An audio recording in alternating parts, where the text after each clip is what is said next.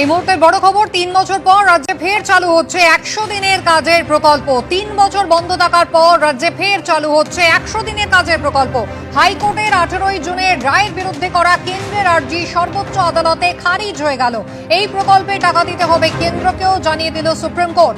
2022-এর পর থেকে আর কেন্দ্র টাকা দেয়নি, বারবারই রাজ্যের পক্ষ থেকে এই অভিযোগ করা হয়েছিল এবং আজকে এই প্রকল্পে কেন্দ্রকেও টাকা দিতে হবে সুপ্রিম কোর্ট আর জানিয়ে দিয়েছে। বিজেন্দ্র সিংহ আমাদের প্রতিনিধি রয়েছেন আমাদের সঙ্গে। বিজেন্দ্র, সুপ্রিম কোর্টের কি নির্দেশ? দেখো, সুপ্রিম কোর্টের খুব ছোট অর্ডার ছিল। একটা সলিসিটর জেনারেল বললেন কি এত ছোট অর্ডার আমরা খুব কম শুনেছি। একটাই কথা সুপ্রিম কোর্ট বললো, ডিসমিসড, অর্থাৎ কেন্দ্রীয় সরকার যে আবেদন নিয়ে এসেছিল কলকাতা হাইকোর্টের অর্ডারের বিরুদ্ধে সুপ্রিম কোর্টে, সেটাকে আজকে খারিজ করে দিল জাস্টিস বিক্রম নাথের বেঞ্চ।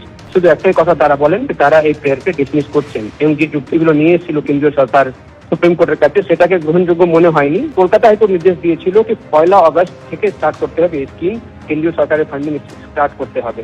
তার ঠিক সেটাকে চ্যালেঞ্জ করে সুপ্রিম কোর্টে দ্বারস্থ হয়েছিল কেন্দ্রীয় সরকার এবং তার হিয়ারিং এর আগে একদিন হয়েছিল, আজকে দ্বিতীয়বার হিয়ারিং হচ্ছিল। এই হিয়ারিং আমরা দেখলাম সুপ্রিম কোর্ট এক লাইনের অর্ডার দেয় ডিসমিসড, অর্থাৎ যে কেন্দ্রীয় সরকার যে পিটিশন নিয়ে এসেছে সুপ্রিম কোর্ট, সেটাকে সুপ্রিম কোর্টে নিয়ে এসেছে কেন্দ্রীয় সরকার, সেটাকে খারিজ করা হচ্ছে।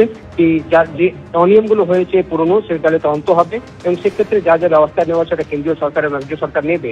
স্পেশাল কোনো যদি গাইডলাইন্স থাকে, স্টেপস রাজ্য সরকার এবং কেন্দ্রীয় সরকার নিতে পারে, কিন্তু ভবিষ্যতে যেন এই ধরনের অনিয়ম না হয়।